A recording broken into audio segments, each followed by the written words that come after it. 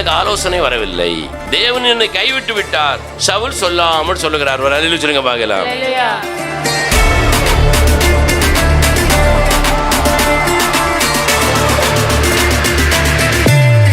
தேவன் கைவிட்ட பிறகு, தேவன் ஒரு மனுஷியை கைவிட்ட பிறகு யாருடைய ஆலோசனை நமக்கு கிடைத்தாலும் அந்த ஆலோசனையினால ஒரு பயனும் இல்லை. புரிந்து கொள்ள வேண்டும்.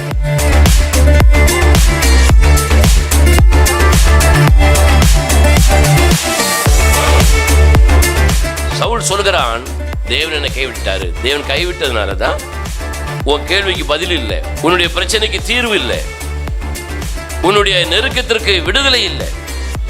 தேவனுடைய கைவிட்டு விட்டார். சில நேரங்களில் தேவனுடைய பிள்ளைகள் பல விதங்களிலே ஜெபிப்பார்கள். பல ஊழியக்காரங்கிட்ட கொண்டெல்லாம் போய் தங்களை ஒப்பு கொடுத்து ஜெபிப்பார்கள். தனியாக ஜெபிப்பார்கள். என்னெல்லாமோ செய்து பார்ப்பார்கள். அவள் இதயத்தில் ஒரு பதில் வருவதே இல்லை. பதில் வருவதற்கு பதிலாக பயமும் பதட்டமும் தான் வருகிறது. காரணம், வேதம் சொல்கிறது, தேவன் தூரமாய் நிற்கிறதுனால தேவனுடைய பிள்ளைகளுக்கு எந்த பதிலும் செய்யாது, வராது. அல்லேலூயா.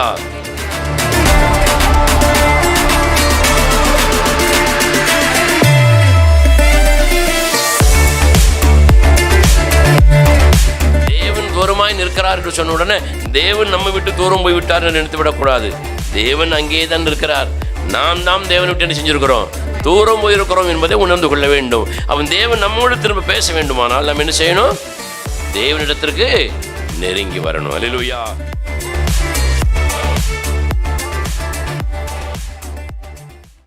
அல்லேலூயா. கர்த்தருடைய பரிசுத்த நாமத்திற்கு மகிமை உண்டாவதாக. ஆண்டவராகிய இயேசுவின் நாமத்தில் உங்கள் யாவரையும் வாழ்த்துகிறேன். இந்த புதிய மாதத்தை நாம் காணும்படி தேவன் நமக்கு தந்த தயவுக்காக, கிருபைக்காக கர்த்தருக்கு எப்பொழுதும் நன்றி உள்ள தேவ பிள்ளைகளாக நாம் வாழ வேண்டும். அதுக்கு நாம் கடமைப்பட்டிருக்கிறோம். அல்லேலூயா. ஸ்தோத்திரம். எத்தனை பேர் சந்தோஷமாக இருக்கிறீங்க? ஒரு அல்லேலூயா சொல்லுங்க பார்க்கலாம். இன்னும் சத்தமாக அல்லேலூயா சொல்லுங்க பார்க்கலாம். தேவன் பெரியவர், பெரிய காரியங்களை நமக்கு செய்கிறவர். வேதம் சொல்கிறது, பார்வோன் என்கிற ராஜா தேவ ஜனங்களை தேவனை ஆராதிப்பதற்காக தடை செய்ததினாலே தேவன் அந்த தேசத்திற்குள்ளே பலவிதமான வாதைகளை அனுமதித்தார் என்று வேதம் சொல்லியதாக உங்களுக்கு தொடர்ந்து நான் சொல்லிக் கொண்டிருக்கிறேன். தேவன் அனுமதித்த முதல் வாதை, நதியை இரத்தமாக மாற்றினார். நதியை அடித்தார், அது இரத்தமாக மாறியது. மீன்களெல்லாம் செத்தது, நாற்றம் எடுத்தது. பொருளாதாரத்தில் ஒரு பெரிய வீழ்ச்சி வந்தது என்று வேதம் சொல்லுகிறது. நம்முடைய வாழ்க்கையில் தேவனை ஆராதிப்பதற்கு நாம் வாஞ்சை உள்ளவர்களாக இல்லாவிட்டால், மற்றவர்களையும் ஒருவேளை தேவனை ஆராதிப்பதற்கு தடை செய்தால், தேவன் நதியை இரத்தமாக மாற்றி ஜனங்கள் குடிக்க முடியாதபடி, அங்கே இருக்கிற மீன்களெல்லாம் செத்து நாற்றம் எடுக்கும்படி வாதையை அனுப்பினது போல நம்முடைய செழிப்புகளிலே, நம்முடைய ஆசீர்வாதங்களிலே தேவன் கையை வைப்பார், அடிப்பார். இது ஒரு ஆவிக்குரிய சம்பந்தப்பட்ட ஒரு விஷயம் என்பதை உங்களுக்கு சொன்னேன். ஆகவே நீங்களும் தேவனை ஆராதியுங்கள். உங்கள் கூட இருக்கிறவர்களையும் தேவனை ஆராதிக்க கூட்டிக் கொண்டு வாருங்கள். யாருக்கும் தடையாக என்ன செய்யக்கூடாது, இருக்கக்கூடாது என்று சொன்னேன். இரண்டாவதாகவும், அந்த பார்வோன் தேவ ஜனங்களை தேவனை ஆராதிக்க விடாததினாலே தேவன் அனுப்பிய வாத என்னது? தவளைகள் என்பது இரண்டு மனமுள்ள ஒரு நிலையை குறிக்கிறது என்று நான் சொன்னேன். தவளைகள் போல நம்முடைய வாழ்க்கையில் இரண்டு மனமுள்ளவர்களாக இருந்தால் நாம் ஆசீர்வாதங்களை இழந்து போய்விடுவோம். தேவனை ஆராதிக்க முடியாதவர்களாக மாறி போய்விடுவோம். ஆகவே இந்த தவளை என்கிற இந்த வாதை அந்த தேசத்திற்குள்ளே நுழைந்தது போல நாம் இருமனம் உள்ளவர்களாக இருந்தால் தவளை என்கிற வாதை நம்முடைய வாழ்க்கையிலே, குடும்பத்திற்குள்ளே, நமக்குள்ளே என்ன செய்திருக்கிறது? நுழைந்திருக்கிறது என்பதை நாம் அறிந்து நம்மை மாற்றிக்கொள்ள வேண்டும் என்று சொன்னேன். மூன்றாவதாக பெண்கள் ஒரு மனிதனை அப்பி பிடிப்பது போல, அந்த இரத்தத்தை உறிஞ்சுவது போல நாமும் கூட சிலரை அப்பி பிடித்து கொண்டே இருப்போமானால், சில தேவைகளுக்காக சில மனிதர்களை ஒட்டி கொண்டே வாழ்வோமானால், நாம் பெண்களைப் போல இருக்கிறோம் என்பதை புரிந்து கொள்ள வேண்டும். அல்லேலூயா. நாம் யாரை ஒட்டி கொண்டு வாழ வேண்டும்? நம்முடைய தேவனாகிய கர்த்தரை ஒட்டி கொண்டு அவரை சார்ந்து கொண்டு வாழ வேண்டும். இந்த உலகத்தை ஒட்டி கொண்டு, புருஷனை ஒட்டி கொண்டு, மனைவியை ஒட்டி கொண்டு, பெற்றோர்களை ஒட்டி கொண்டு, வேலைகளை ஒட்டி கொண்டு, அல்லது நமக்கு ரொம்ப நெருக்கமான நண்பர்களை ஒட்டி கொண்டு, தொழிலை ஒட்டி கொண்டு வாழ்வோமானால் நம்முடைய வாழ்க்கை ஒரு சாபமாக இருக்கிறது. அதனால் வரக்கூடிய அந்த ஆசீர்வாதங்களை முழுமையாக நாம் அனுபவிக்க முடியாது என்று நான் சொன்னேன். அல்லேலூயா. அடுத்ததாக என்ன சொன்னேன்? வண்டுகள். வண்டுகளை தேவன் ஏன் வாதையாக அங்கே அனுப்பினார் என்று சொன்னால், பார்வோன் தேசத்தில் இருந்த எகிப்தின் ஜனங்கள் வண்டுகளை தங்களுடைய மூதாதையர்களாக எண்ணினார்கள். மரித்து போன மூதாதையர்கள் வண்டுகள் வடிவத்திலே உலா வருகிறார்கள், நடமாடுகிறார்கள் என்கிற ஒரு நம்பிக்கை அவர்களுக்கு இருந்தது. ஆகவே தேவன் அவர்கள் நம்பிக்கையை உடைக்கும்படியாக வண்டுகளை அதிகமாக அனுப்பினார். இந்த வண்டுகள் மூலமாக அவர்கள் பலவிதங்களிலே பாதிக்கப்பட்டதுனாலே அவர்கள் எல்லோரும் அந்த வேதனைக்குள்ளே இருந்தார்கள் என்று வேதம் சொன்னதாக சொன்னேன். நம்முடைய வாழ்க்கையில் மரித்து போன நம்முடைய மூதாதையர்கள் மறுபடியும் எழும்பி இந்த உலகத்தில் உலா வருவார்கள், நடமாடுவார்கள் என்று நான் நம்பிக்கொண்டிருந்தோமானால் அது போலியான பொய்யான ஒரு காரியம். அல்லேலூயா. என்னுடைய சொப்பனத்தில் என் மனைவி வந்தாள், என் மரித்து போன மனைவி வந்தால், மரித்து போன கணவன் வந்தார், மரித்து போன தகப்பன் வந்தார், தாய் வந்தார், அந்த நண்பர் வந்தார், இந்த தோழி வந்தார் என்றெல்லாம் நாம் அதை குறித்து யோசிப்போமானால் அதில் நாம் ஏமாற்றப்பட்டு விடுவோம் என்பதை நாம் அறிந்து கொள்ள வேண்டும். அல்லேலூயா. வேதம் சொல்கிறது, மரித்து போனவர்கள் ஒரு நாளும் எழும்பி இந்த பூமியிலே நடக்கவோ உட்காரவோ உலாவவோ வரவோ முடியாது என்று வேதம் சொல்லுகிறது. அல்லேலூயா. இதை தாண்டி நம்முடைய சொப்பனங்களிலே அவர்கள் வரும் பொழுது அவர்கள் உண்மையிலே நல்ல காரியங்களை பேச வருகிறார்கள் என்று நம்பி நாம் வஞ்சிக்கப்பட்டு விடாமல் இது பிசாசுடைய ஒரு தந்திரம் என்பதை அறிந்து கொள்ள வேண்டும் என்று நான் சொன்னேன். அல்லேலூயா.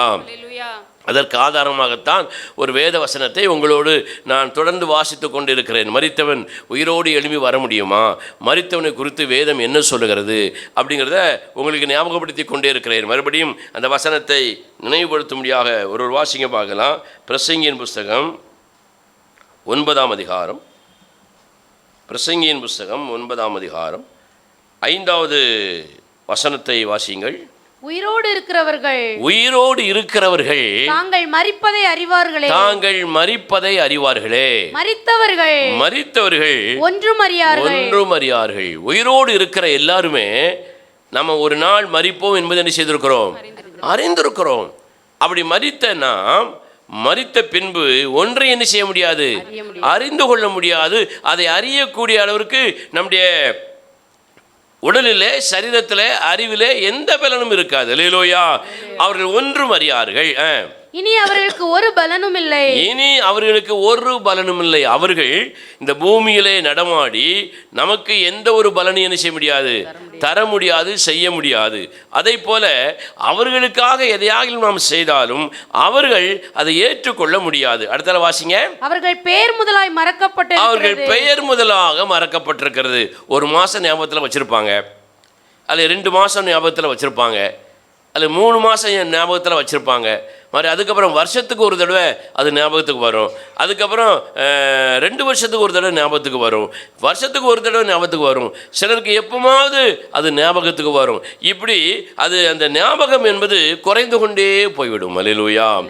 இது மரித்தோரை குறித்து உயிரோடு இருக்கிறவர்கள் செயல்படுத்துகிற காரியம் என்று வேதம் சொல்லுகிறது. அவர்கள் பெயர் முதலாக என்ன செய்யப்பட்டிருக்கிறது? மறக்கப்பட்டிருக்கிறது. அவர்கள் சிநேகமும் அவர்கள் பகையும்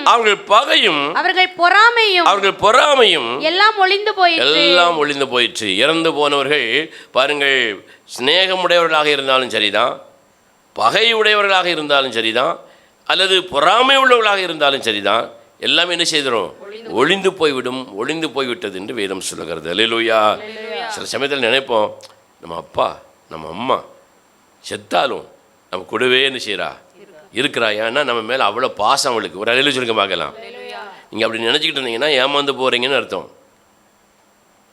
அது மாத்திரமில்லை, வேதம் சொல்கிறது எனக்கு இப்படி ஒன்று நடந்து விட்டது, இவன் தான் சொப்பனத்தில் வந்தான், ஆகவேத்தான் எனக்கு இந்த விபத்து, ஆகவேத்தான் எனக்கு இந்த நஷ்டம், செத்துப்போன இவன் என்னுடைய சொப்பனத்தில் வந்தான், நான் நடந்து கொண்டிருக்கும் பொழுது அவன் அந்த பக்கம் போன மாதிரி இருந்து உருவமா, அவனை பார்த்த நாளில் இருந்து என் வாழ்க்கையில் எல்லா நன்மைகளும் கொஞ்சம் கொஞ்சமாக குறைஞ்சிட்டு இருக்கு.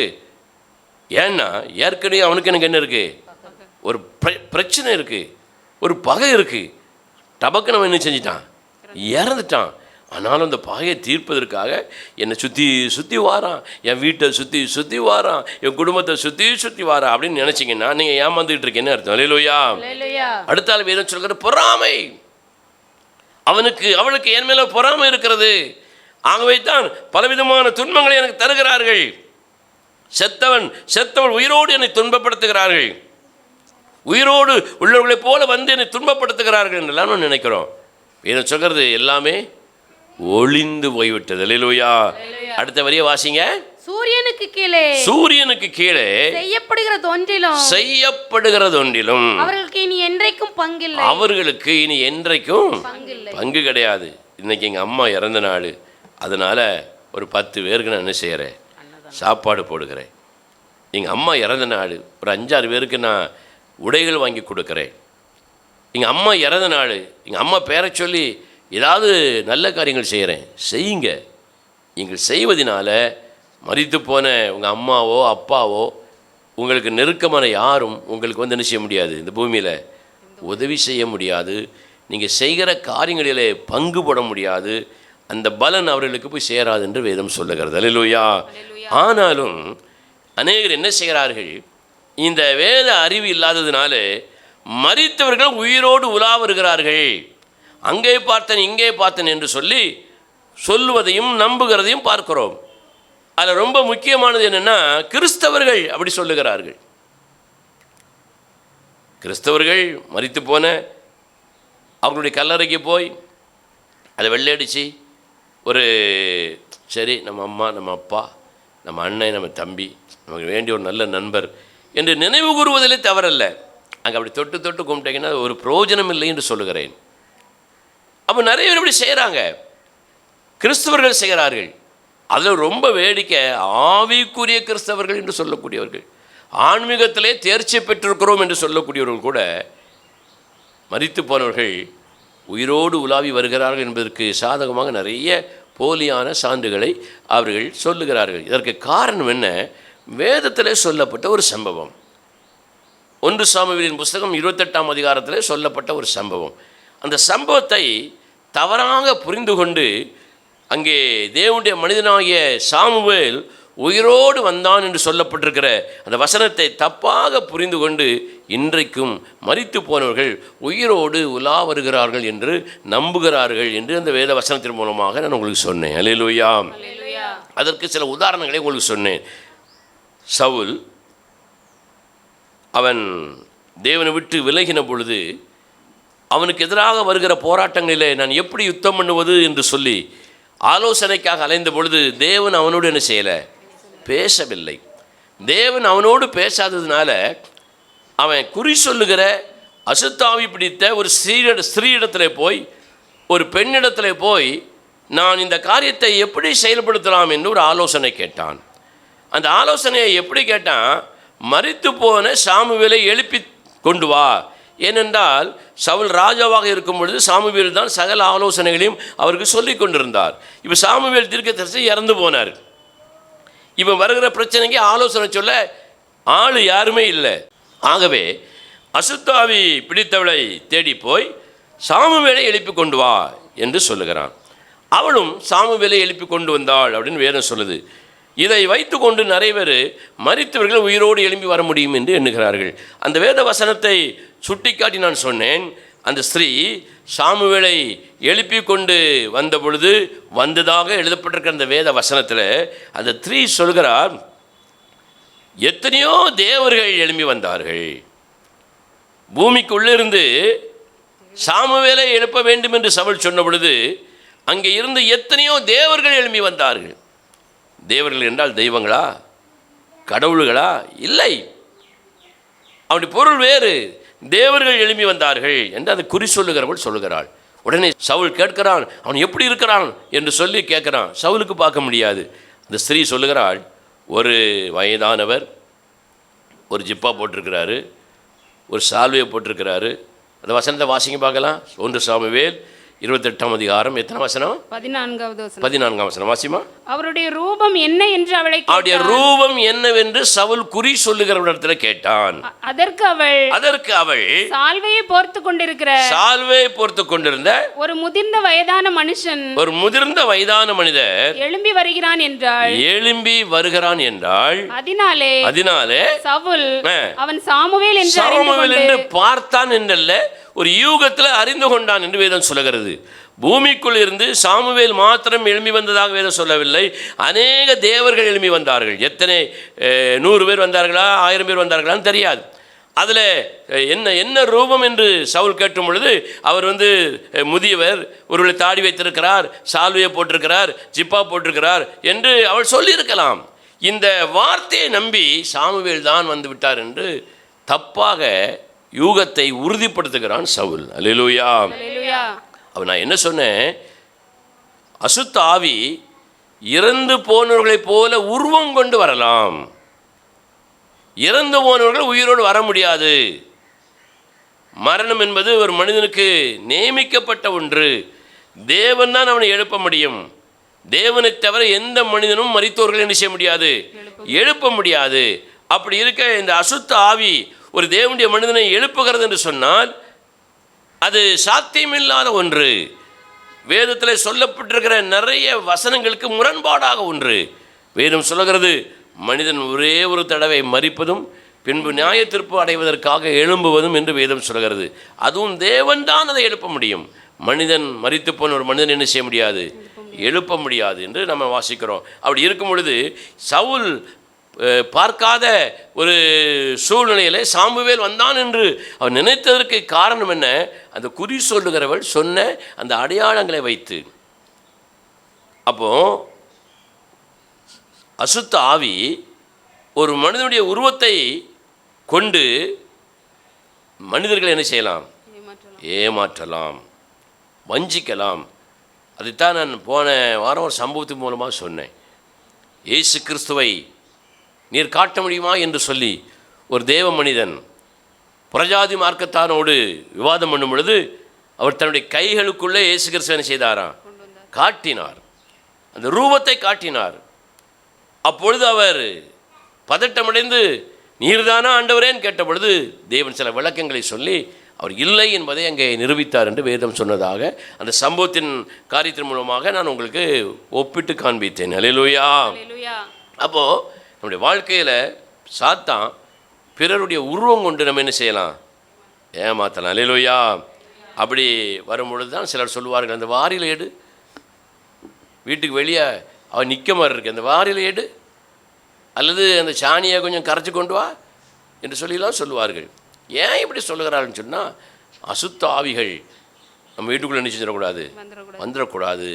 போலியான ஒரு காட்சியை உருவகப்படுத்தி அசுத்தாவி வர முடியும் என்பதற்கான முதல் அடையாளம் அது. ஆகவே அநேகர் நம்புகிறார்கள். நீங்கள் என்ன செய்யாதீங்க, நம்பாதீங்க.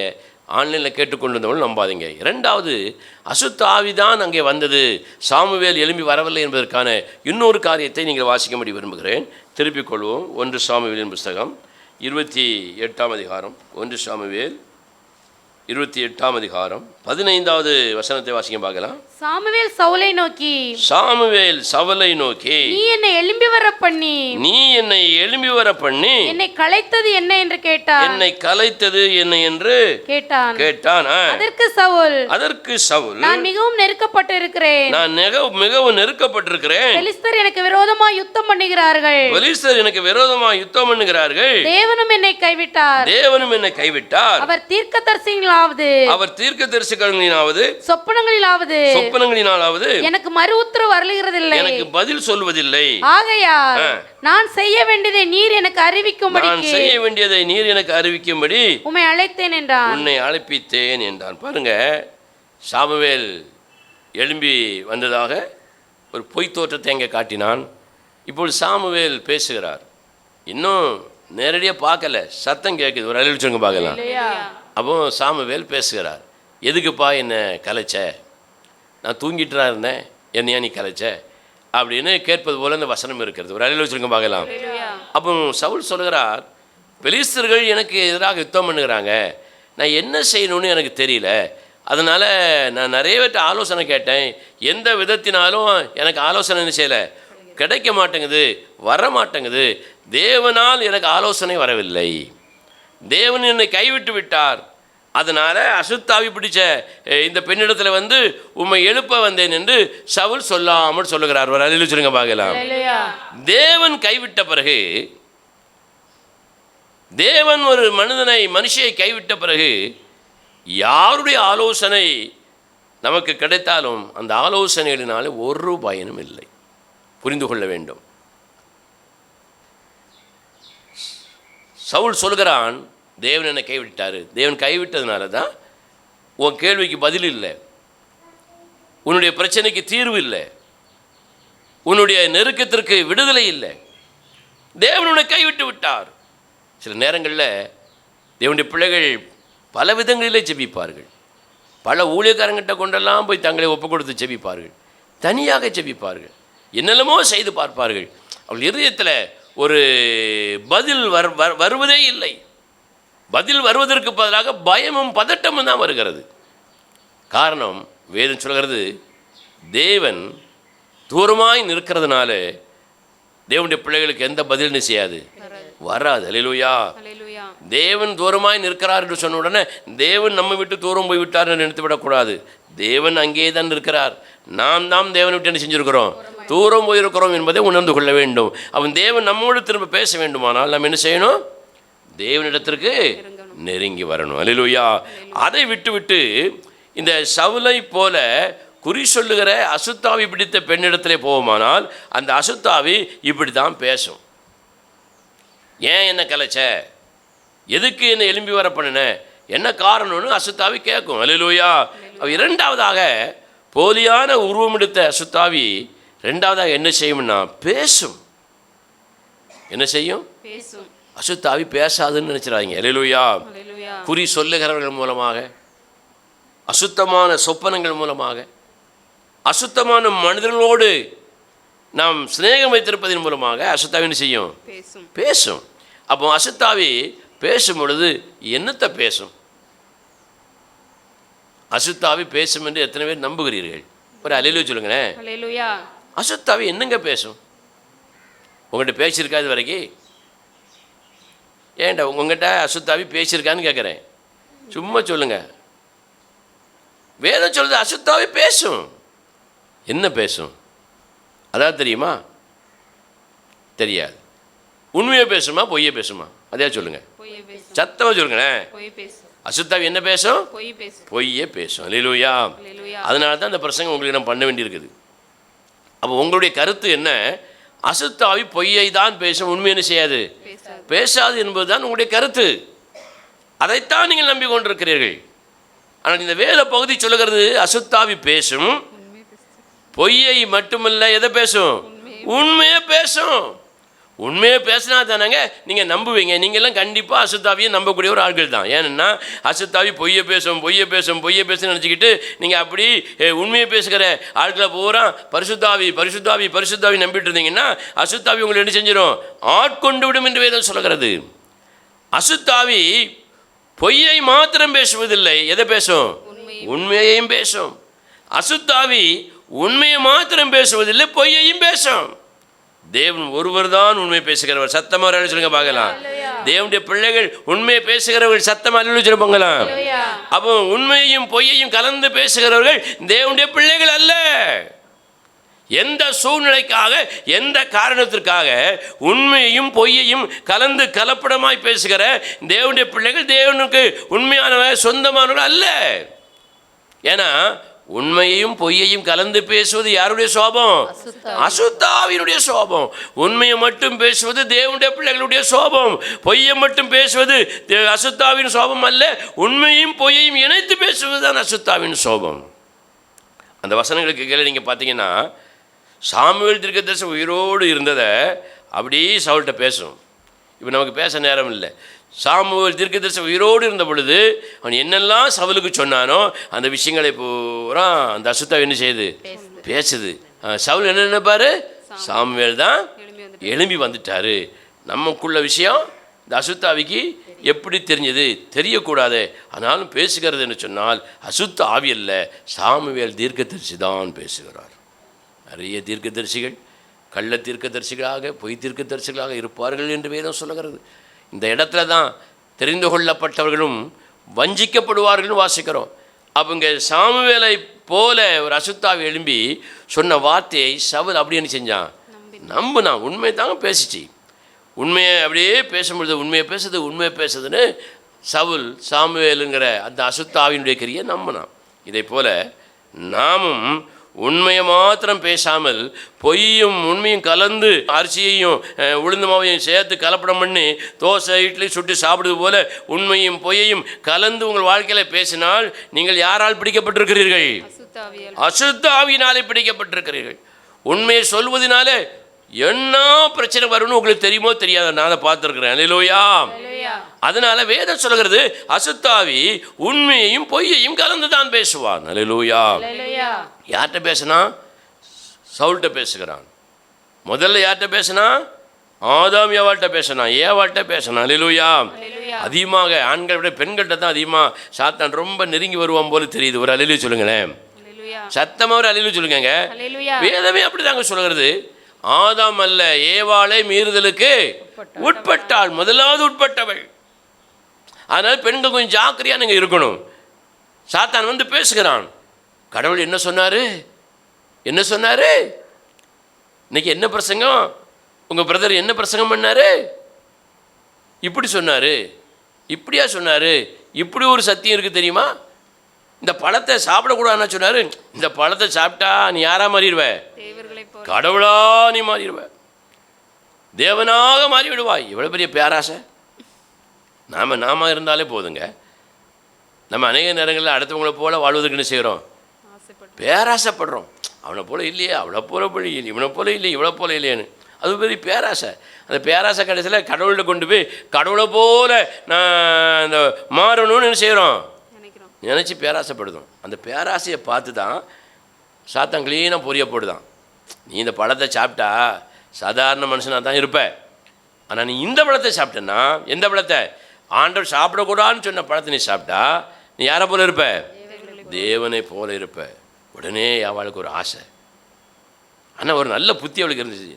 நாம் மாத்திரம் சாப்பிடக்கூடாது, புருஷனுக்கும் கொடுக்கணுங்க ஒரு நல்ல எண்ணம் இருந்தது. அல்லேலூயா. நீ நிறைய குடும்பங்களில் தான் மாத்திரம் திங்கிற தான் தின்னி பொண்டாட்டிகள், சுயநலமாத மனைவிகளெல்லாம் இருப்பதை பார்க்குறோம். அதே மாதிரி சுயநலமான புருஷ மாதிரி இருக்கிறான். தான் மாத்திரம் தான் திங்கணும், மனைவி திங்கக்கூடாது, பிள்ளைகள் தின்றக்கூடாது, வீட்டில் இருக்கிற ஆட்கள் தின்றக்கூடாது, நான் மாத்திரம் தான் திங்கணும், எனக்கு அறிமுகமானவங்க கூட இருக்கிற நண்பர்கள் தின்றக்கூடாது, நான் மாத்திரம் தான் அனுபவிக்கணும். இது ஒரு மோசமான ஒரு பேராசை. ஆனால் ஏவாளுக்கு வந்து பரவாயில்ல, நாமளும் சாப்பிடணும், நம்ம புருஷனுக்கும் கொடுக்கணும்னு சொல்லி கொடுத்தா. அல்லேலூயா. அது பெரிய வினையாகி போச்சு. கடைசியில் 2 பேருமே தோட்டத்தை விட்டு என்ன செஞ்சாங்க, விரட்டி அடிக்கப்பட்டார்கள். சரி இருக்கட்டும். ஏன் நான் சொல்கிறேன்னா, சாத்தான் வந்து ஒரு பொய்யை உண்மையை போல பேசுவான். நீ என்ன பிரசங்கம் பண்ணார், இன்னைக்கு அசுத்தாவி உருவம் எடுக்க முடியாதுன்னு பிரசங்கம் பண்ணார், அசுத்தாவி உண்மையும் பொய்யையும் கலந்து பேசுன்னு பிரசங்கம் பண்ணார். அப்போ நீங்கள்லாம் அசுத்தாவியா அப்படின்னு கேட்பாங்க. என்னையாமுடைய அசுத்தாவி நீ சொல்கிறா அப்படின்னு இவங்க கேட்பாங்க. ஏன் நீ உண்மையும் பொய்யும் கலந்து பேச மாட்டியோ, அப்போ நீ பேச மாட்டியோ, இப்படி வந்துடும், பிரச்சனை வந்துடும். இப்படி தான் சாத்தான் தந்திரமாக தேவனுடைய பிள்ளைகளை என்ன செய்வான், குழிக்குள்ளே தள்ளுவான்னு வேதம் சொல்லுது. அப்போது ஒன்று நல்லா புரிந்து கொள்ள வேண்டும். சாத்தான் உண்மையை மட்டும் பேசுகிறவன் அல்ல, பொய்யை மட்டும் பேசுகிறவன் அல்ல, உண்மையையும் பொய்யையும் கலந்து பேசுகிறவன். அல்லேலூயா. கலப்படமான ஒரு ஆவி அது. அந்த கலப்படமான ஆவி, ரெண்டுங்கட்ட ஆவி நமக்குள்ளே இருக்குமானால், பொய்யையும் உண்மையும் சந்தர்ப்பத்துக்கு தகுந்த மாதிரி நம்ம பேசுவோமானால், நாம் வந்து யாருடைய துணையோடு இருக்கிறோம், அசுத்த ஆவியின் துணையோடு. அல்லேலூயா. அதனால இன்மை கலப்படமாக உண்மையும் பொய்யையும் கலந்து பேசாமல் உண்மையை மாத்திரம் பேசுங்க. அல்லேலூயா. சத்தமாக ஒரு அல்லேலூயா சொல்லுங்களேன். உண்மையை மாத்திரம் பேசுகிறேன்னு சொல்லக்கூடிய சத்தமாக சொல்லுங்க பார்க்கலாம். ஸ்தோத்திரம். அப்போ முதல்ல சாத்தான் போலியான உருவம் கொண்டு வருகிறான். ரெண்டாவது சாத்தான் உண்மையும் பொய்யையும் கலந்து பேசுகிறான். இதே போல் நாம் போலியான வேஷம் தரிக்கிறவர்களாக இருக்கக்கூடாது, உண்மையும் பொய்யும் கலந்து பேசுகிறவர்களாக இருக்கக்கூடாது. அல்லேலூயா. இது சாத்தானுடைய ஒரு தந்திரம். பாருங்கள், அடுத்தால சாத்தான் சொன்ன ஒரு பெரிய விஷயம் என்ன தெரியுமா? வாசிக்க பார்க்கலாம், திருப்பிக் கொள்வோம். அதே 1 சாமுவேல் 28ஆம் அதிகாரம் 22ஆம் வசனத்தை வாசிக்க பார்க்கலாம். இப்பொழுது நீர் உம்முடைய அடியாளுடைய சொல்லை கேளும். உம்முடைய அடியாளுடைய சொல்லை கேளும். நான் உமக்கு முன்பாக கொஞ்சம் அப்பம் வைக்கிறேன், அதை புசிப்பீராக. அப்பொழுது நீர் வழி நடந்து போகத்தக்க பலன் உமக்குள் இருக்கும் என்றார். வழி நடந்து போகத்தக்கதான பலன் உமக்குள் இருக்கும் என்றால் யார் சொன்னது? ஏங்க சத்தமா சொல்லுங்களேன், யார் சொன்னதுன்னு சொல்லுங்க. குரு சொல்லுகிற ஆவி பிடித்த பெண், அது அப்படித்தானே போட்டிருக்கு. முதல் வரி என்ன எழுதியிருக்கு? இப்பொழுது நீர் உம்முடைய அடியாளுடைய சொல்லை கேளும். இப்பொழுது நீர் உம்முடைய அடியாளுடைய சொல்லை கேளும். அடியாள்னா யாரு? பொம்பளையா ஆம்பளையாங்க? அப்ப இந்த குறி சொல்ற பெண் சொல்றா, அடியாளுடைய சொல்லை நீர் கேளும். நான் உமக்கு முன்பாக கொஞ்சம் அப்பம் வைக்கிறேன், அதை புசிப்பீராக. அப்பொழுது நீர் வழி நடந்து போகத்தக்க பலன் உமக்குள் இருக்கும் என்றாள். சோத்திரம். அல்லேலூயா. அல்லேலூயா. ஆனா அசுத்தாவியா இருந்தாலும் பாத்தீங்களா, நல்ல காரியங்களே செய்யுது. நற்கரிகளும் துர்க்கரிகளும் கலந்து தான் இருக்கும். அடுத்தால அல்லேலூயா. அல்லேலூயா. சவுலை பார்த்து சொல்றா, நீர் வந்துட்டேரு, ஆள் ரொம்ப டல்லா இருந்த மாதிரி இருக்கு, சாப்பிட்டு போங்க. அல்லேலூயா. ஏன் சத்தமா அல்லேலூயா சொல்லுங்களேன். ஒரு காபி குடிச்சிட்டு போங்க, அதில் கொஞ்சம் பச்சை தண்ணியாக குடிச்சிட்டு போங்க. இப்படி சிலர் சொல்லுவார்கள், சிலர் சொல்லவே மாட்டார்கள். வந்துட்டாளா காப்பிலாம் போட்டு கொடுக்கணும், மிக்சர்லாம் வாங்கி கொடுக்கணும், பச்சி வடைலாம் வாங்கி கொடுக்கணும், சிக்கனில் எடுத்து கொடுக்கணும், இது பெரிய செரல்லாம் நம்ம நேரத்துக்கு அப்படின்னு சொல்லி இந்த உலகத்தில் நிறைய பேர் நினைப்பாங்க. நீங்கள் அப்படி நினைக்க மாட்டேங்கன்னு நினைக்கிறேன். இந்த அசுத்தாவி பிடிச்சவா பாருங்க, நீ சாப்பிட்டுட்டு போவோம், நான் உனக்கு அப்பங்க இப்போலாம் சுட்டு நான் வைக்கிறேன் அப்படின்னு அவன் சொல்கிறா. நாம இருந்தாலும் செஞ்சுருப்போம். சொல்லுங்க சத்தமா, சாப்பிட்டு போங்க சிஸ்டர், பிரதர் சாப்பிட்டு போங்க, நீங்கள் சாப்பிடாமே போகக்கூடாதுங்க. அப்போ நாம என்ன சொல்லுவோம்? ஹிஹிமோ வேண்டாம் வேண்டாம் நினச்ச மாட்டோம், சொல்ல மாட்டோம். ஏன்னா அங்கே இருக்கிறது நான் வெஜிடேரியன், புரோட்டாவும் சிக்கனும் மட்டனும் மாதிரி அங்கே இருக்குது. ஒரு அளவு சொல்லுங்க பார்க்கலாம். ஆனால் சவுல் என்ன தெரியுமா சொன்னா? வாசிக்க பார்க்கலாம். அவனோ தட்டுதல் பண்ணி நான் புசிக்க மாட்டேன் என்றான். ஆனாலும் அவனுடைய ஊழியக்காரரும் அந்த ஸ்திரீயும் அவனை மிகவும் வருந்தி கொண்டதினால் ரொம்ப வருந்தி கேட்டாங்க. அவன் புசிக்க மாட்டேன்னு தான் சொன்னான். வேதம் சொல்றது ரொம்ப வருந்தி, ரொம்ப வருந்தின அப்படி காலில் உள்ளாத குறையா. சிலர் ஃபார்மாலிட்டிக்கு கேட்பாங்க, பார்த்துருக்கீங்களா? காப்பி குடிக்கீங்களா? நம்மளும் ஃபார்மாலிட்டிக்கு காப்பி தான் இப்படி தான் குடிச்சிட்டு வந்தோம். கொஞ்சம் சாப்பிட்டு போங்களேன். சோறு பொங்கி வச்சுருக்கேன். என்ன சோறு? பொடி அரிசியா சம்பா அரிசியா? என்ன கறி? என்ன குழம்பு? நான் இனிமே தான் குழம்பே வைக்கணும், இனிமே தான் கறியே வைக்கணும். மாதிரி எப்படி சோறு தின்ட்டு போங்கன்னு சொல்கிறீங்க? ஆமாம், திங்க மாட்டோம் அப்படிங்கிற நம்பிக்கையில் ஒரு அல்ல சொல்லுங்க பார்க்கலாம். சத்தமாக தான் ஒரு அல்ல சொல்லுங்களேன். இப்போ பாருங்க, சவுல் வேண்டாம் வேண்டாம் தட்டது பண்ணுறான். அவளுக்கு உள்ளத்துல இருந்து வருது சாப்பிடணும்னு. இது சாப்பிடணும் நம்ம உள்ளத்தில் இருந்தால் சொல்லுவோம், உள்ளத்துக்கு வெளியே இருந்து வெறும் நாக்கால நினைச்ச மாட்டோம், சொல்லவே மாட்டோம். நீங்கள் நாக்கால சொல்லக்கூடிய ஆளாக இருந்தால் நீங்கள் என்ன செஞ்சுக்கணும்? உள்ளத்தில் சொல்லக்கூடிய ஆளாக மாறிக்கிடணும். ஒரு அலையிலே சொல்லுங்க. அப்போ தட்டுதல் பண்ணி வேண்டாம் வேண்டாங்கிறான், வேண்டாம் அப்படி சொல்கிறான்.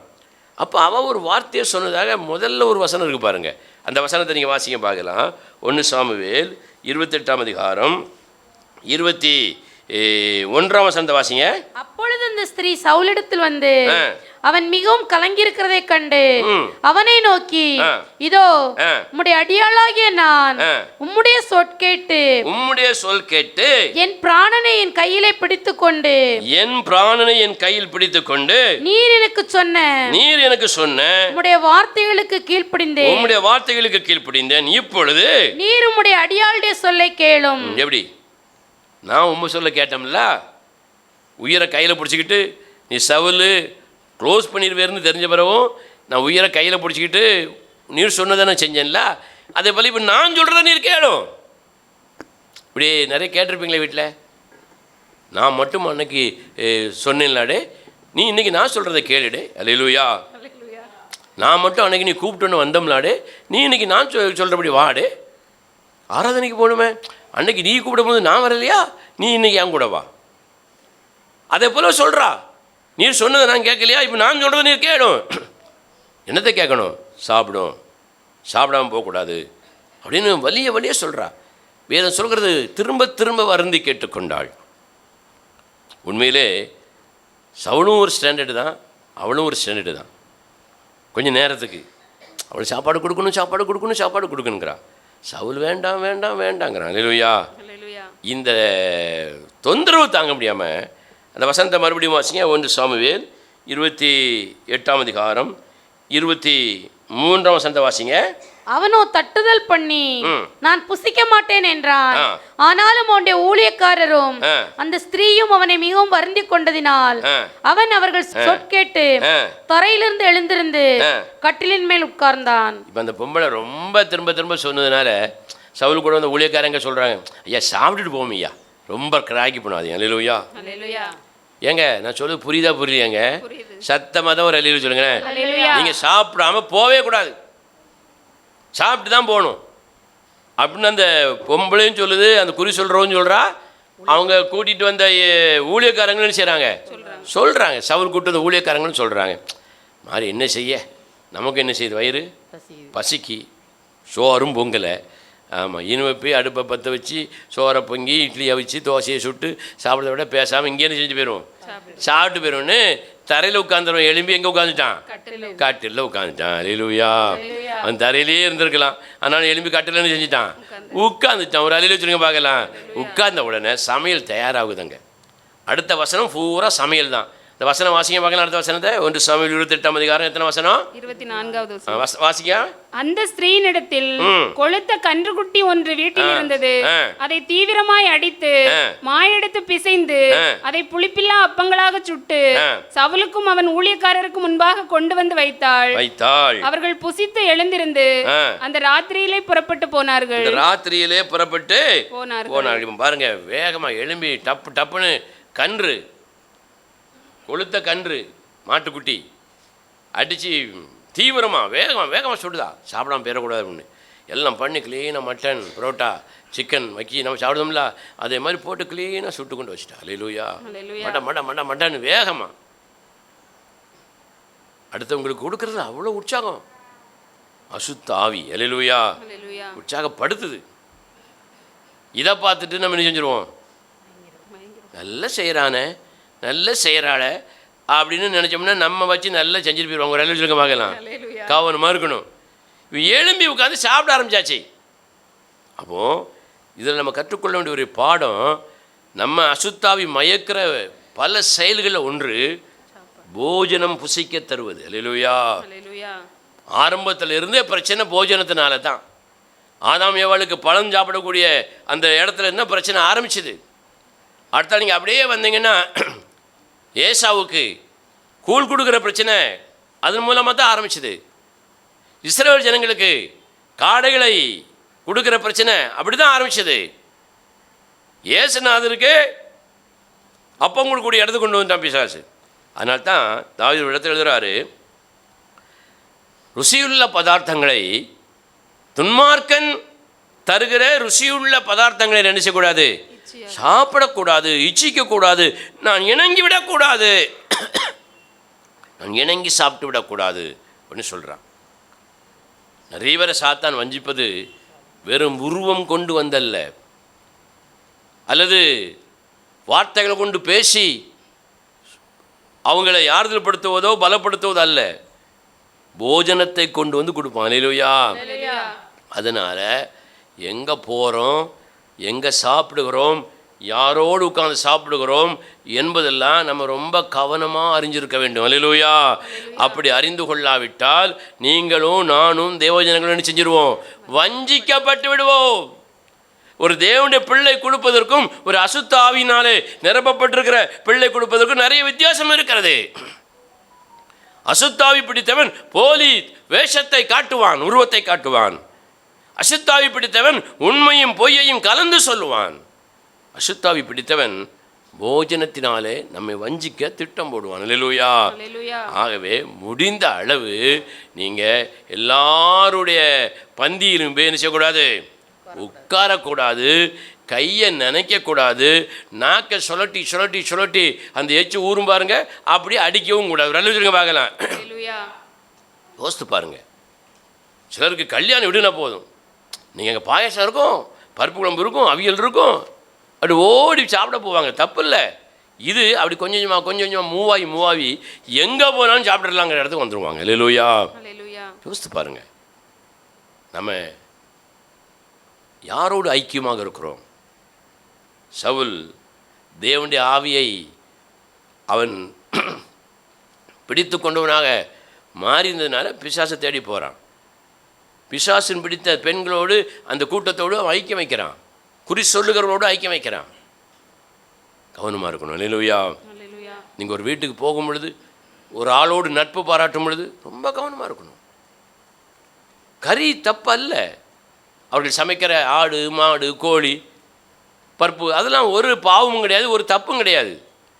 நீ அப்படி சாப்பிடக்கூடாது என்று ஆண்டவர் சொல்லுகிறார். அல்லேலூயா. அல்லேலூயா. ஏன் சாப்பிடக்கூடாது? நான் சொன்னால் இவருக்கு பொறாமை, நமக்கு கிடைக்கிது இவருக்கு பொறாமை அப்படி நீங்கள் நினைக்கலாம். யதார்த்தமாக நீங்கள் அப்படி நினைக்கலாம். ஆனால் தேவன் அப்படி சொல்லுவாரா? இவன் சாப்பிடக்கூடாது, நமக்கு கிடைக்கல, இவன் ஒருத்தையும் சாப்பிடக்கூடாது ஒருத்தனும் சாப்பிடக்கூடாதுன்னு சொல்லுவாரா? சொல்ல மாட்டார். ஏன் அப்படி சாப்பிடக்கூடாதுங்கிறேன்னா, நான் அதை கற்றுக்கொண்டு ஒரு பாடம். நீங்கள் சாப்பிடாமல் இருக்கும் பொழுது ஏங்க நீங்கள் இந்த அசுத்தாவிக்கு படைச்சதை நீங்கள் சாப்பிட மாட்டேங்கிறீங்க அப்படின்னு கேட்கும்போது,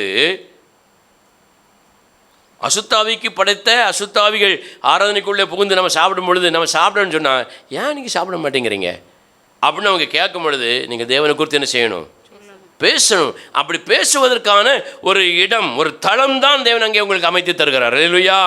வாயில் அள்ளி போட்டுட்டுன்னா வாயை மூடிக்கிட்டு சும்மா தான் இருக்கணும் மாதிரி. ஆகவே தான் ஆண்டவர் சொல்கிறார், எல்லா இடத்துலையும் போய் சாப்பிடாத. உனக்கு ரொம்ப விரும்பிய நண்பனாக இருக்கட்டும், குடும்பத்தானாக இருக்கட்டும், சாப்பிடாத. ஏன்னு கேட்டால், இயேசு கிறிஸ்து மெய்யான தேவன் என்பதை சொல்வதற்கான ஒரு வாய்ப்பாக அதை பயன்படுத்தி நீ என்னை குறித்து பேசணும் அப்படிங்கிறதுக்காக தேவன் அப்படி ஒரு இடத்த, ஒரு காரியத்தை சொல்லியிருக்கிறார். அல்லேலூயா. அல்லேலூயா. நமக்கு தான் இயேசு கிறிஸ்துவை பற்றி சொல்லவே தெரியாத. தின்னு போட்டு குழம்புல உப்பு இல்லை, கறி நல்லா அவியலை, சோறு குழையலை, இன்னும் கொஞ்சம் குழைச்சிருக்கலாம், இன்னும் கொஞ்சம் உப்பாக போட்டிருக்கலாம், இன்னும் கூட கொஞ்சம் கறி எடுத்து சமைச்சு வச்சிருக்கலாம், இப்படி ஆலோசனை சொல்லுவோம். ஆனால் அன்று சொல்கிறாரு, இப்படிப்பட்ட தவறான இடங்களில் போய் என்ன செய்யாத, சாப்பிடாத. அல்லேலூயா. அல்லேலூயா. அவன் உன்கிட்ட கேட்கணும், ஏன் நீ சாப்பிட மாட்டேங்கன்னு. அவன் உன்கிட்ட கேட்கணும், ஏன் சாப்பிட மாட்டேங்க. அப்போ இயேசுவை பற்றி என்ன செய்யணும்? சொல்லணும். இந்த 3 இடத்துல நம்ம ஒத்து போய்விட்டால் பிசாசோடு இணைந்து வாழ ஆரம்பித்து விட்டோம் என்று அர்த்தம். போலியான உருவத்தை கண்டு, வேஷங்களை கண்டு நாம் ஏமாற்றப்படுவோமானால் பிசாசு நம்மை வஞ்சித்து விட்டான். பிசாசனுடைய வார்த்தைகளாக நம்ம கூட இருக்கிறவர்கள், உடன் உள்ளவர்கள் பேசும்பொழுது செவி கொடுப்போமானால் பிசாசு நம்மை வஞ்சித்து விட்டான். தேவன் சாப்பிடக்கூடாது என்கிற இடத்தை மறந்து என் அக்கா, என் அண்ணன், என் தம்பி, என் மச்சான், மாமின்னு போய் சாப்பிட்டோம்னா, தேவனுடைய வார்த்தையை கேட்காம நம்ம அங்கே போனோம்னு சொன்னால் பிசாசு நம்ம வஞ்சிச்சுட்டான்னு அர்த்தம். அல்லேலூயா. அல்லேலூயா. நீங்கள் போகிற இடங்களிலே தேவனை குறித்து சொல்ல முடியுமா? தேவனை பற்றி பேச முடியுமா? தேவனை குறித்து தெளிவாக சுவிசேஷமாய் அவளோடு அறிவிக்க முடியுமா? உன்னால் அறிவிக்க முடியாது. ஏன்னா நீ அவர்களோடு ஒத்து போயிருக்கிறாய், நீ அவளுடைய சத்தத்திற்கு செவி கொடுக்கிறாய், அவர்களை வஞ்சிக்கும்படி போடுகிற அந்த போலியான வேஷத்தை கண்டு ஏமாறுகிறாய். ஆகவே நல்லா தெரிஞ்சுக்கிடுங்க, பிசாசு ஒரு மனிதனை வஞ்சிப்பதற்கு அவன் கையாளுகிற சில யுக்திகள். போலியான உருவம் எடுத்து வருவான், மரித்தவர்களைப் போல போலியான உருவம் எடுத்து வருவான். நம்பாத. மரித்தவர்கள் உயிரோடு இருந்து பேசினது போல உனக்கு நல்ல ஆலோசனைகளை தருவான். உண்மையை மாத்திரமே பேசுகிறவன் போல உன்னுடைய காலங்களை சுட்டி காட்டுவான். நம்பிராத. அடுத்த வேதம் சொல்லுது, அவன் உன்னை கனம் பண்ணும்படி, உன் கூட ஐக்கியம் வைக்கும்படி எதையாகிலும் உனக்கு தர விரும்புவான். உடையாக இருக்கலாம், உணவாக இருக்கலாம், எக்ஸ்ட்ரா ஏதாவது ஒரு காரியமாக இருக்கலாம். நம்பி ஏமாந்துடாத. அல்லேலூயா. அப்படி நீ ஏமாந்துட்டனா வாதை என்கிற வண்டு உன் குடும்பத்திற்குள்ள பறந்துகிட்டு இருக்குன்னு அர்த்தம். அல்லேலூயா. அல்லேலூயா. ஏமாந்துட்டேன்னா வாதை என்கிற வண்டு எங்கே பறந்துட்டு இருக்கு? உன் வீட்டுக்குள்ளே பறந்து கொண்டிருக்கிறது, உன்னுடைய குடும்பத்தில் பறந்து கொண்டிருக்கிறது, உனக்குள்ளே பறந்து கொண்டிருக்கிறது. இந்த வாதைகள் உனக்குள்ளே பறக்கும் பொழுது என்ன நடக்கும் தெரியுமா? நேரம் அதிகம் இல்லாதனால ஒரு வார்த்தையை சொல்லிவிட்டு அடுத்த வாரம் தொடரும்படியாக நான் விட்டுவிட விரும்புகிறேன். வாசிக்க பார்க்கலாம். யாத்ராமத்தின் புஸ்தகம். சாமுவேலுடைய உருவத்தை போலியாக கொண்டு வந்து, சாமுவேலுடைய உருவத்தை கொண்டு வந்து உண்மையை பேசுவது போல நடித்து, சாமுவேல் உருவத்தை கொண்டு பேசி அந்த தவறான மனிதர்களோடு தன்னை உட்கார்ந்து சாப்பிடும்படி ஒரு ஐக்கியத்தை ஏற்படுத்தினபடி நம்முடைய வாழ்க்கையில் சாத்தான் பல காரியங்களை நமக்கு செய்ய முடியும். அதில் நம்ம ஏமாந்து போனால் வாதை என்கிற வண்டு நம்முடைய குடும்பத்துக்குள்ளே வந்துடும். அசுத்த ஆவி பொய்யான செயல்களினாலே குடும்பத்துக்குள்ளே வந்துடும். நீங்கள் இன்றைக்கு அதை யோசித்து மனம் திரும்பிவிட்டால் நீங்கள் ஆசீர்வதிக்கப்படுவீர்கள். இல்லாவிட்டால் என்ன நடக்கும் தெரியுமா? யாத்ராகமம் 8ஆம் அதிகாரம் 24ஆம் வசனத்தை வாசிங்க. அப்படியே கர்த்தர் செய்தார். அப்படியே கர்த்தர் செய்தார். வண்டுகளை ஆண்டவர் வாதியாக அனுப்பினார், அப்படியே செய்தார். மகா திரளான வண்டு ஜாதிகள் பார்வோன் வீட்டிலும், பார்வோனுடைய ராஜாவுடைய வீட்டிலும், அவன் ஊழியக்காரர் வீடுகளிலும், அவனுடைய வேலைக்காரர்கள் வீடுகளிலும், எகிப்து தேசம் முழுவதிலும் வந்தது. எகிப்து தேசம் முழுவதிலும் வந்தது. நல்ல கவனிங்க. வண்டு எகிப்து தேசம் முழுவதிலும், ராஜா வீடு, அரசன் வீடு, ஆண்டி வீடு என்று வித்தியாசம் எல்லா வீட்டுக்குள்ளேயும் வந்துட்டு தேசம் முழுவதும் வந்தாச்சு. வந்தது வண்டுகளினாலே, அந்த வாதைகளினாலே தேசம் கெட்டு போயிற்று. தேசம் கெட்டு போய்விட்டது. நம்ம குடும்பத்துக்குள்ள வாதை இருக்குமானால் நம்ம என்ன செஞ்சிருவோம்? கெட்டு போய்விடுவோம். உங்களுக்கு விளங்கும்படி நான் சொல்லுகிறேன். நீங்கள் கெட்டு போய் இருப்பீர்கள் என்று சொன்னால், உங்கள் வாழ்க்கையில் மறுபடி கெட்டு போய்க்கொண்டே வாழ்வீர்கள் என்று சொன்னால், வாதைகள் எந்த வடிவத்திலேயோ உங்கள் குடும்பத்துக்குள்ள என்ன செஞ்சிருக்குது? நுழைந்திருக்கிறது. அது உங்களை என்ன செய்திருக்கிறது? கெட்டு போக செய்திருக்கிறது. அல்லேலூயா. யோசிங்க. நம்ம கெட்டு போகக்கூடாது என்பதற்காகத்தான் தேவன் பரலோகத்தில் இருந்து பூமிக்கு இறங்கி வந்தார் என்று வேதம் சொல்கிறது. கிறிஸ்துமஸ் செய்தியாக அதைத்தான் நிறைய பேர் படிக்கிறோம், பேசுகிறோம். அல்லேலூயா. அதனால வாதை உன் குடும்பத்துக்குள்ளே வருமானால் நீ கெட்டு போய்விடுவாய். நீ கெட்டு போவதற்கு நிறைய காரணம் இருக்கிறது. அதில் இந்த வேத பகுதியிலே சாத்தான் அசுத்தாவி எப்படி கெடுக்கிறது? போலியான உருவம் கொண்டு உன்னோடு பேசுகிறது, உன்னை தன்னோடு ஐக்கியம் வைத்துக்கொள்ள காரியங்களை செயல்படுத்துகிறது. ஆகவே நீ போலியான வேஷத்தை கண்டு ஏமாறாத, போலியான வார்த்தைகளை கண்டு ஏமாறாத, போலியான விருந்தோம்பல் ஐக்கியங்களை கண்டு ஏமாந்துராத. அப்படி நீ ஏமாந்தன்னா நீ கெட்டு போய் கொண்டே இருப்பாய். நீ ஆசீர்வதிக்கப்படவே முடியாது. எத்தனை பேருக்கு புரிந்தது? ஒரு அலையில சொல்லுங்க பார்க்கலாம். அப்படி நம்ம எழுமி நிற்போம். ஒரு சில நிமிடங்கள் ஸ்தோத்திரம் பண்ணிவிட்டு அப்படியே நம்ம திருவிருந்துக்காக நம்ம ஆயத்தம் பண்ணி கொள்வோம். வாய் திறந்து அப்படியே எல்லாரும் ஸ்தோத்திரம் பண்ணி அப்படியே ஜெபம் பண்ணுங்க பார்க்கலாம். ஹல்லேலூயா. நன்றியோடு நாங்கள் உம்மை துதிக்கிறோம் ஆண்டவரே. நன்றியோடு நாங்கள் உம்மை ஸ்தோத்தரிக்கிறோம். எல்லாரும் வாய் திறந்து அப்படியே தேவனை மகிமைப்படுத்துவோமா? ஆண்டவரே, அசுத்த ஆவியினுடைய கிரியைகள் எங்கள் மீதும் எங்கள் குடும்பத்தின் மீதும் ஆண்டவரே, எங்கள் தொழில் மீதும் எங்கள் வேலையின் மீதும் வந்து விடாதபடிக்கு ஆண்டவரே உம்முடைய கரத்தில் எங்களை ஒப்பு கொடுக்குறோம் அப்பா, ஒப்பு கொடுக்குறோம் அப்பான்னு சொல்லி அப்படியே தேவனை நோக்கி ஒப்பு கொடுங்க பார்க்கலாம். ஹல்லேலூயா. பிரச்சனைகளும் நெருக்கமும் வந்ததினாலே சவுல் குறி சொல்லுகிறவளை தேடி போனான். நம்முடைய வாழ்க்கையிலே நெருக்கங்களும் பிரச்சனைகளும் வரும் பொழுது நாமும் கூட தேவனை விட்டு மனிதர்களை தேடி போகிறோம், உறவினர்களை தேடி போகிறோம், அசுத்த ஆவியினாலே நடத்தப்படுகிற நண்பர்களை தேடி போகிறோம். நமக்கு ஏதாவது கிடைக்குமா? நல்ல ஆலோசனை கிடைக்குமா? பணம் கிடைக்குமா? உணவு கிடைக்குமா? உடை கிடைக்குமா என்று சொல்லி போகிறோம். ஆனால் வேதம் சொல்லுகிறது, யோபு சொன்னார், என்னை கொன்று போட்டாலும் நான் அவர் மேல் நம்பிக்கையாக இருப்பேன். கரங்களை தட்டி கத்திர மையப்படுத்த பார்க்கலாம். என்னை கொன்று போட்டாலும் நான் அவர் மேல் நம்பிக்கையாக இருப்பேன் என்று சொல்லி யோபு சொன்னான்.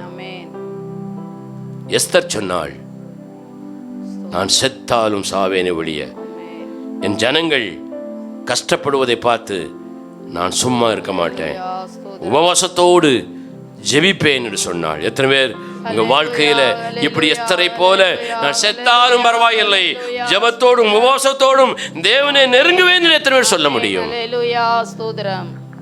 எத்தனை பேர் சொல்ல முடியும்? அப்படி நீங்கள் தேவனை நெருங்கினால்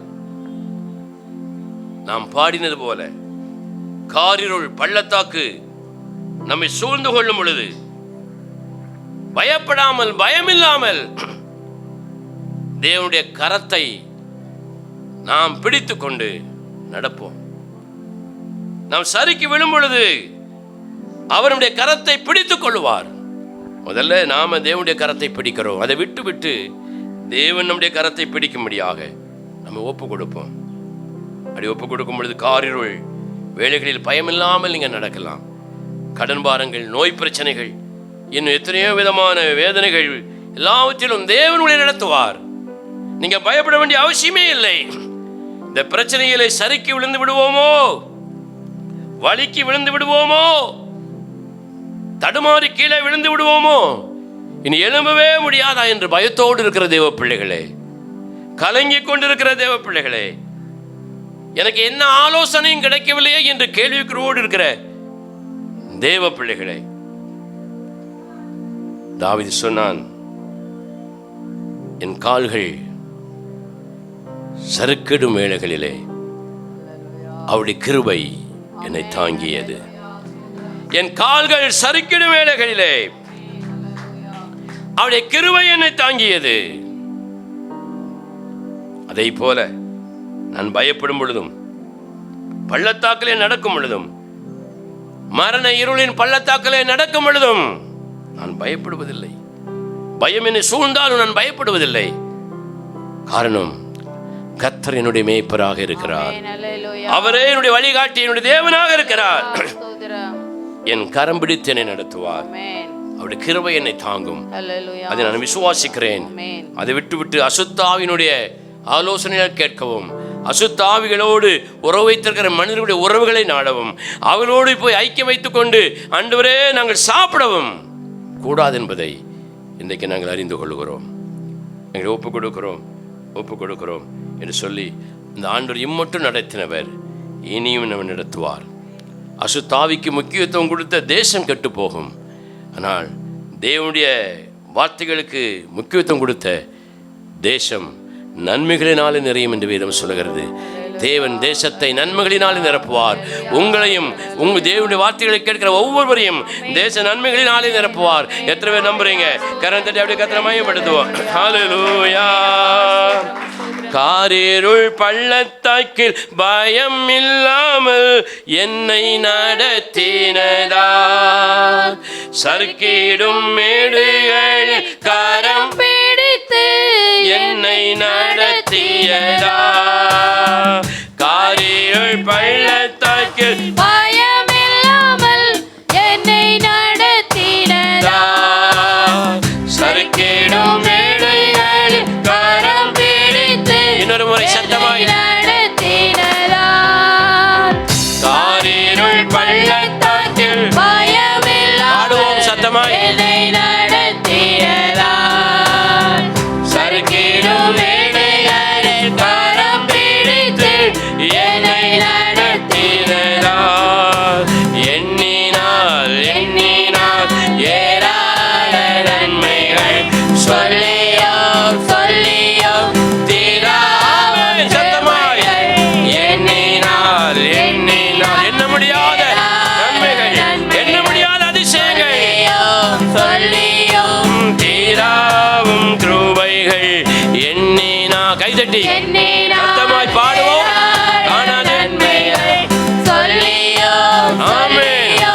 தீராவும் கிருபைகள். நன்றி இயேசுவே, நன்றி இயேசுவே, நீ செய்த நன்மைக்கு 1000 நன்றி. நன்றி இயேசுவே, நன்றி இயேசுவே, நீ செய்த நன்மைக்கு 1000